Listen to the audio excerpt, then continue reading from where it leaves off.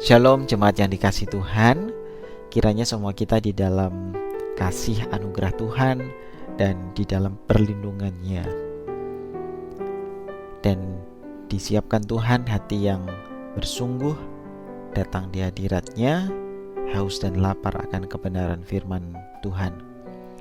Kita berjumpa kembali di Renungan Harian Toraya Rehat edisi Sabtu 6 Agustus 2022. Mengawalinya, mari kita berdoa. Bapa di sorga, kami memohon kepada Engkau, Tuhan, memberikan hati yang haus dan lapar akan firman-Mu, dan kiranya Roh Kudus menolong kami ketika kami membaca merenungkan firman Tuhan melalui rehat hari ini. Kami ditolong Tuhan, diberikan hikmat sehingga kami diperkaya akan kasih setia-Mu, diperkaya akan pengenalan akan Engkau, dan di dalam kuat kuasa Roh Kudus kami dimampukan untuk menjadi pelaku firman Tuhan. Tolong kami dalam nama Tuhan Yesus. Amin. Bagian firman Tuhan yang kita baca dan kita renungkan adalah dari Yesaya 1 ayat 21 sampai dengan 31. Yesaya 1 ayat 21 sampai dengan 31. Hukuman atas Yerusalem. Ayat 21, demikian firman Tuhan. Bagaimana ini? Kota yang dahulu setia sekarang sudah menjadi sundal. Tadinya penuh keadilan dan di situ selalu diam kebenaran, tetapi sekarang penuh pembunuhan. Perakmu tidak murni lagi dan arakmu bercampur air. Para pemimpinmu adalah pemberontak dan bersekongkol dengan pencuri. Semuanya suka menerima suap dan mengejar sogok. Mereka tidak membela hak anak-anak yatim, dan perkara janda-janda tidak sampai kepada mereka. Sebab itu demikianlah firman Tuhan, Tuhan semesta alam yang maha kuat, pelindung Israel. Aku akan melampiaskan dendamku kepada para lawanku dan melakukan pembalasan kepada para musuhku. Aku akan bertindak terhadap engkau. Aku akan memurnikan perakmu dengan garam soda dan akan menyingkirkan segala timah daripadanya. Aku akan mengembalikan para hakimmu seperti dahulu dan para penasihatmu seperti semula. Sesudah itu engkau akan disebut kota keadilan, kota yang setia. Sion akan kubebaskan dengan penghakiman yang adil, dan orang-orangnya yang bertobat akan kubebaskan dengan tindakan yang benar. Tetapi orang-orang yang memberontak dan orang-orang berdosa akan dihancurkan bersama, dan orang-orang yang meninggalkan Tuhan akan habis lenyap. Sungguh, kamu akan mendapat malu karena pohon-pohon keramat yang kamu inginkan, dan kamu akan tersipu-sipu karena taman-taman dewa yang kamu pilih. Sebab kamu akan seperti pohon keramat yang daunnya layu, dan seperti kebun yang kekurangan air. Maka yang kuat menjadi seolah-olah kapas, dan pekerjaannya menjadi seolah-olah bunga api. Keduanya menimbulkan api, dan tidak ada yang dapat memadamkan. Berbahagialah kita yang mendengar dan menjadi pelaku firman Tuhan. Tema rehat kita hari ini adalah kepompong menjadi kupu-kupu. Uli mendadi kalubambang. Saya mengingat pelajaran waktu SD tentang perubahan yang dialami secara alami oleh seekor kupu-kupu, baik dari kepompong berproses dan akhirnya menjadi kupu-kupu yang indah dan dapat terbang.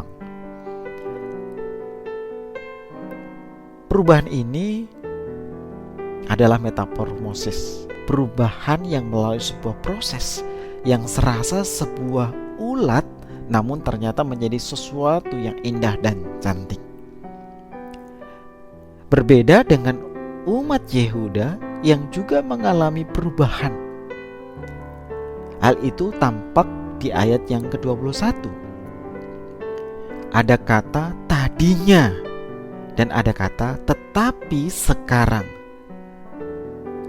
Kata yang tadinya kemudian berubah menjadi tetapi sekarang.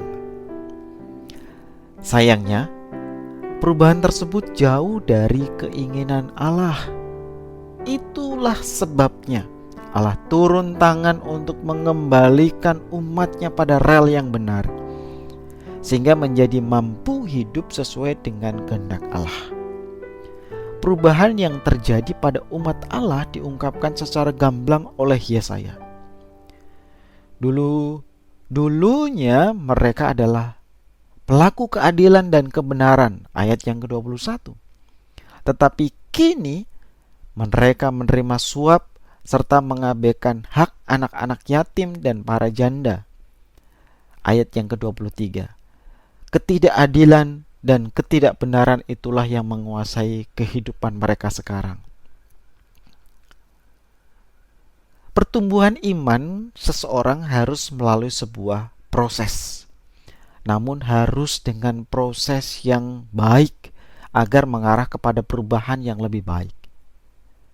Mungkin dalam proses perubahan yang kita alami akan mendapat cibiran bahwa orang Kristen itu begini dan begitu, atau mungkin juga ada pandangan yang mungkin buruk. Tapi karena kita adalah milik Kristus, maka kita harus yakin bahwa dalam pandangan Tuhan kita sungguh berharga. Bagaimana sebuah kepompong menjadi kupu-kupu? Dibutuhkan sebuah keseriusan dalam sikap berserah kepada Tuhan, agar Dia menjadikan kita sebagai pribadi Kristen yang sungguh, yaitu meneladani Kristus. Amin.